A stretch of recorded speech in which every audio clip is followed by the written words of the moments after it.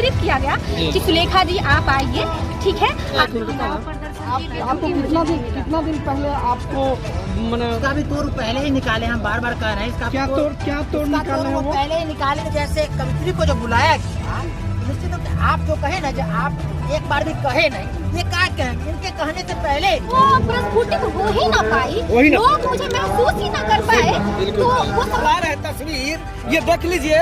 कवित्री को बुला करके दिन भर बैठाया गया, उसके बाद 1 मिनट के लिए भी इनको मंच पे नहीं बुलाया गया। समस्तीपुर गांव से और समस्तीपुर प्रांगण में माननीय पूजनीय विद्यापति जी के धाम में, लेकिन है क्या कि जो कवि को बोलना चाहिए, जिनको बोला जाता है कि आपको बुलाया जाएगा, घर दूर रहता है, बड़ा आशा के साथ आता है, लेकिन कुछ भी नहीं होता है ऐसा।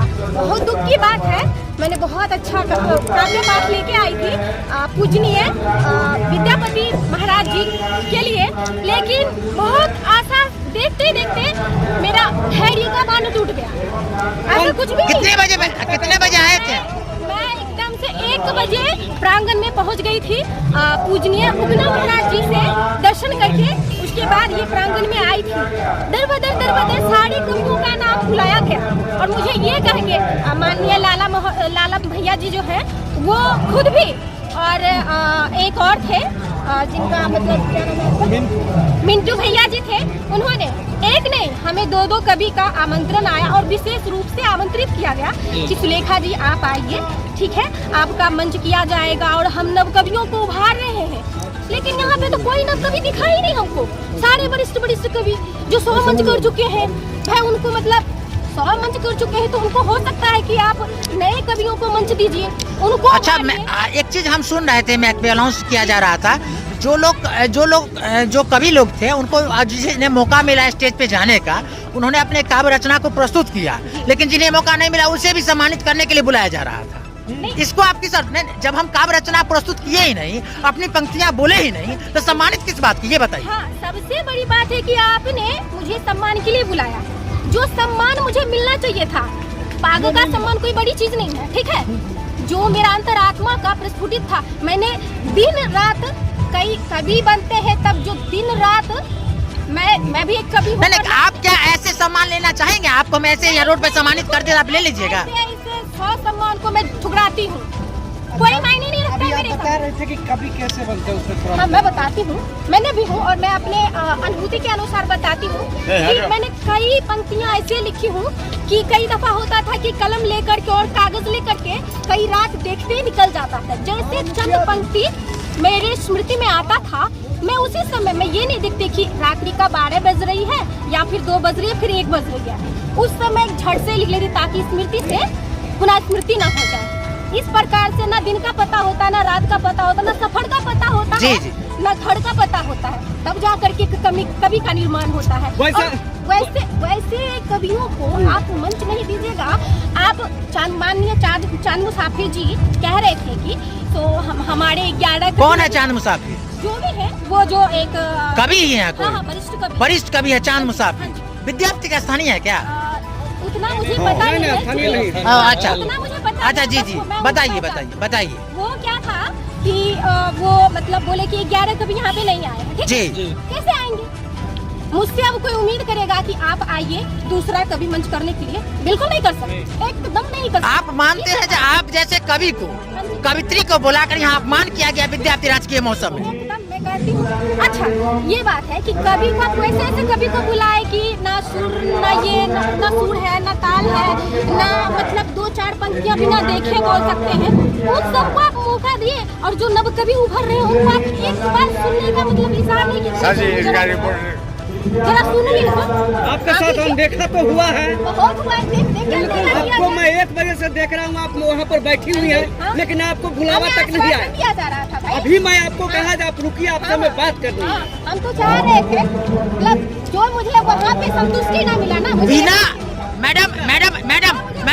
मैडम अपना बिना का एक लाइन वो गुनगुना जो रात में आपने एक बिना अपना काव्य रचना प्रस्तुत किए हुए क्या आपने विद्यापति राजकीय महोत्सव, जो 12वां विद्यापति राजकीय महोत्सव 2024 का यहाँ आयोजन हुआ जिला प्रशासन के द्वारा, तो क्या अपने काव्य रचना को बिना प्रस्तुत किए आपने सम्मान पाया या नहीं?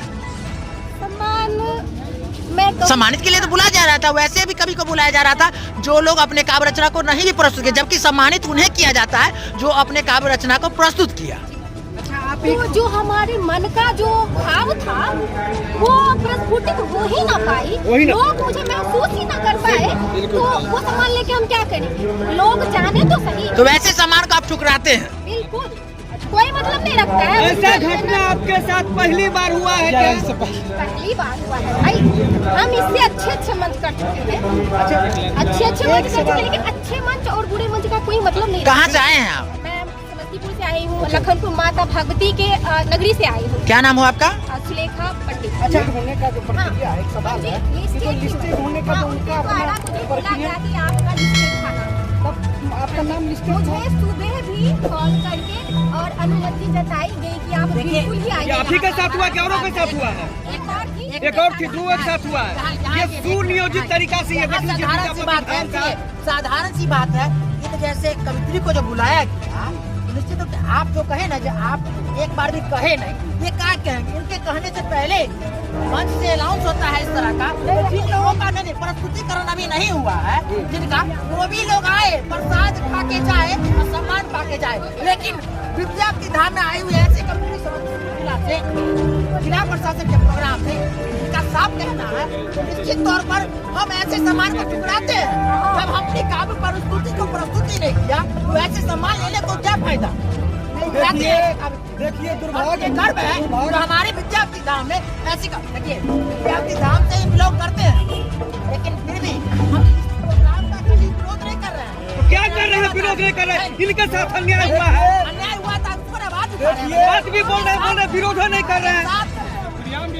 तो मैथिली मैं मतलब कविता तैयार करके आई थी, बट मुझे मौका नहीं मिला, और मुझे नहीं लगता है कि मतलब अब दूसरी मिले या ना मिले,